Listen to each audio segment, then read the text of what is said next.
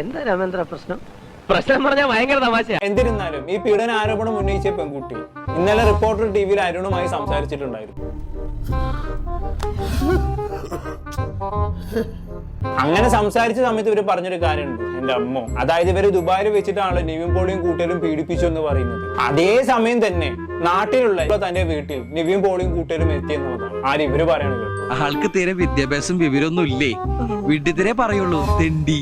ഷാജി കേട്ടാ ഇവിടെ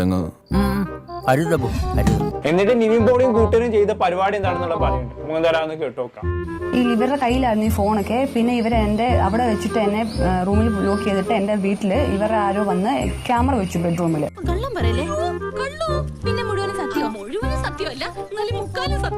ക്യാമറ വെച്ചിട്ട് എന്റെ ഹസ്ബൻഡിന്റെ വൈഫൈ ഹാക്ക് ചെയ്യുകയും മെയിൽ ഐ ഡി ഹാക്ക് ചെയ്യുകയും ചെയ്തു. എന്നിട്ട് ഞങ്ങൾക്ക് കോള് വരുമ്പോൾ അത് കേട്ടോണ്ടിരിക്കുന്നത് ഇവരാണ്.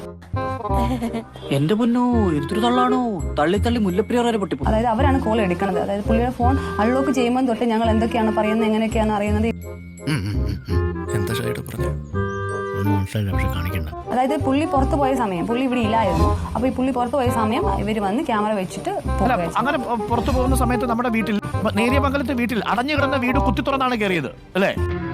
അത് മാത്രം ചോദിക്കരുത് സാർ, പറയാൻ എനിക്ക് വാക്കുകളില്ല. അതുകൊണ്ട് നീ എന്ത് തേങ്ങയാണ് പറയുന്നേ?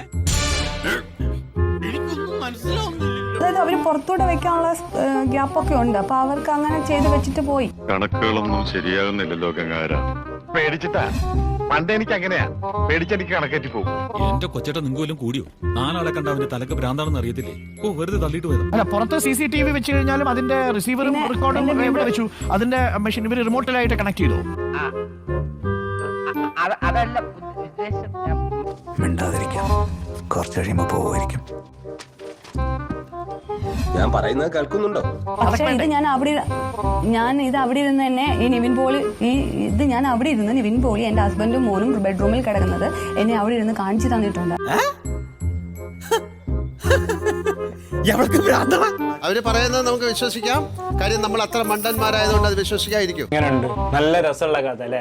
തള്ളി വിട്ടോ കുഴപ്പമൊന്നുമില്ല, പക്ഷെ മനുഷ്യന്മാർക്ക് വിശ്വസിക്കാവുന്ന രീതിയിൽ തള്ളി വിടണം. ബുദ്ധിയില്ലായ്മയ്ക്ക് ഒരു മര്യാദ വേണ്ടേ? ഇവൻ ആരുടെ കാര്യം പറയണേ?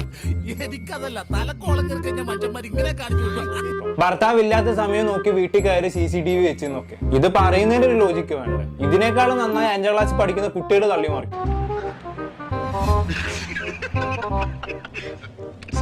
നാട്ടിലെ സിമ്മിട്ട ഫോണാണ് നിവിൻ പോളി കൊണ്ടുപോയത്. എന്തായാലും പീഡനൊക്കെ കഴിഞ്ഞ് 1-2 ദിവസം കഴിഞ്ഞ് പുള്ളിക്കാരി നാട്ടിലേക്ക് തിരിച്ചു വരുന്നുണ്ട്. അപ്പൊ അന്നേരം പുള്ളിക്കാരുടെ കയ്യിൽ ഒരു ഫോണേ ഉള്ളൂ. ഏത് ഫോണ്? ദുബായിൽ സിമ്മിട്ട ഫോണ്. അപ്പൊ അന്നേരം ആരും തിരിച്ചൊരു ചോദ്യം ചോദിക്കുന്നുണ്ട്. നമുക്ക് എന്തായാലും കണ്ടോക്കാം. ആയിക്കോട്ടെ, ഇന്ന് നമുക്ക് ഇവിടെ തന്നെ കൂടാ, എല്ലാം അറിഞ്ഞിട്ട് തന്നെ കാര്യം. ആരുടെ ഫോണിലാണ് മെസ്സേജ് അയച്ചത്? താങ്കളുടെയോ ഹസ്ബൻഡിന്റെയോ? എന്റെ ദുബായിലുള്ള ഒരു സിം ഞാൻ പറഞ്ഞല്ലോ, ആ സിം ഇവർ ഓൾറെഡി നമ്മളവിടെ ആക്കി 2 ദിവസം പിടിച്ചു വെച്ചപ്പോൾ എന്റെ സിം നമ്പറുകളെല്ലാം ഇവർക്ക് അറിയാമായിരുന്നു. അപ്പൊ തിരിച്ച് ചെല്ലാൻ പറഞ്ഞുകൊണ്ട് മെസ്സേജ് അയച്ചായിരുന്നു.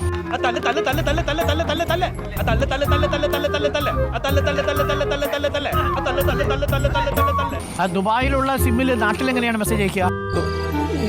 വട്ടാണല്ലേ. എന്നോട് ഒരുപാട് പേര് ഇങ്ങനെ ചോദിക്കുന്നു, അതെന്താ?